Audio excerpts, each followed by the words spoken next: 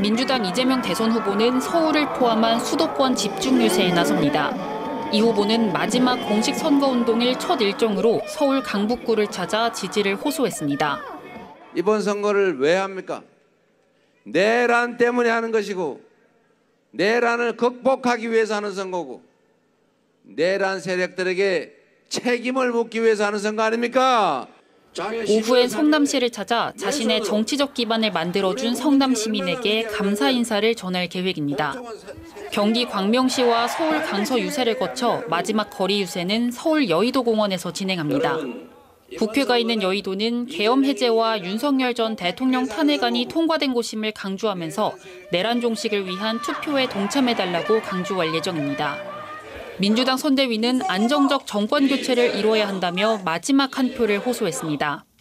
대한민국의 주권은 국민에게 있고 모든 권력은 국민으로부터 나온다는 헌법의 정신을 여러분의 손으로 실현해 주십시오.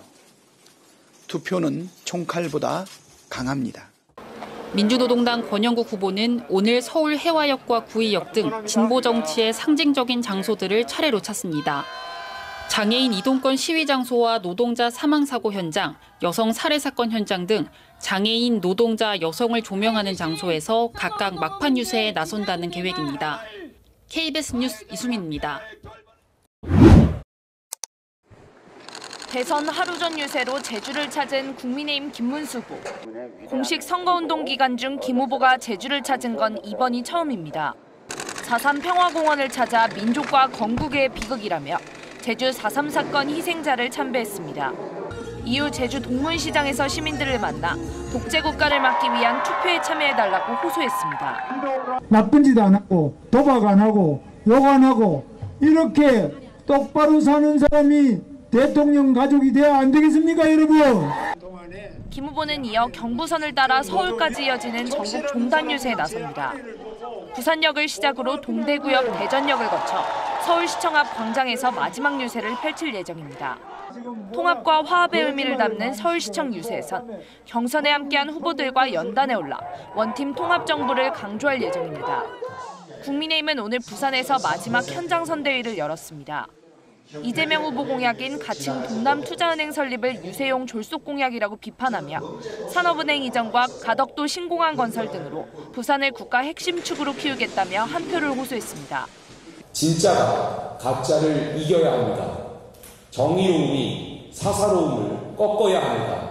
이 거대한 판단이 김문수만이 할 수 있습니다.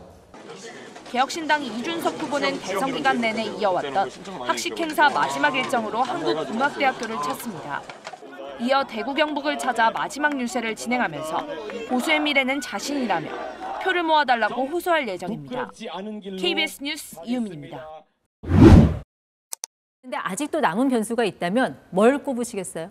네, 크게 세 가지로 정리할 수 있을 것 같습니다. 각종 설화와 네거티브 공방, 그리고 최종 투표율입니다. 최근 불거진 설화와 네거티브 이슈 모두 여론조사 발표가 금지된 이른바 깜깜이 기간에 벌어진 건데 수도권과 중도층 표심에 얼마나 영향을 미쳤는지 알 수 없는 상황입니다. 여기에 가능성은 낮지만 보수 진영 단일화도 변수가 아직까지 많은 상황입니다. 네, 박 기자 말씀하신 것처럼 최근에 나온 이슈들이 이제 여론조사 공표 금지 기간 그 이후에 나온 거잖아요. 그 이후에 불거진 거잖아요. 그런데도 표심을 흔들 만한 변수가 된다고 각 당은 보고 있는 건가요? 그렇습니다. 국민의힘은 이재명 후보 도덕성과 가족 관련 이슈 그리고 유시민 작가 발언에 화력을 집중하고 있습니다. 이 후보의 부정적인 이슈를 키우면서 김문수 후보의 가족애와 깨끗함 등으로 표심을 모으겠다는 겁니다. 오늘 가족과 함께한 TV 광고도 새롭게 공개했습니다. 네, 민주당은 여전히 사법개혁 이슈에도 끈을 놓지 않고 있는 것 같아요. 대장동 수사 검사를 고발했던데 이유가 뭐예요? 네, 민주당은 강성 보수단체로 알려진 리박스쿨 이슈로 반격에 나섰습니다. 극우와 댓글 조작이라는 키워드를 김문수 후보와 엮어서 수도권, 중도층 표심이 흔들리는 걸 막아보겠다는 전략입니다. 이번 논란과 관련해 경찰은 수사에 착수했고 교육부도 전수점검에 나서겠다고 밝혔습니다. 그리고 또 수사 과정에서 이 증거를 조작했다면서 대장동 수사검사를 공수처에 고발하기로 했습니다. 이재명 후보의 사법 리스크 부담도 덜고 검찰 개혁을 바라는 지지층 결집을 노리는 걸로 풀이됩니다.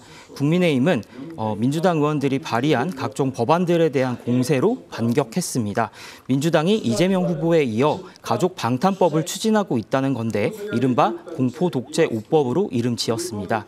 이 후보에 대한 반감 정서를 키우려는 시도로 보입니다. 네, 내일은 공식 선거운동 마지막 날인데 후보들이 마지막 유세지로 어디를 택하느냐가 또 관심이잖아요. 네, 자, 각 후보들 어디로 갑니까?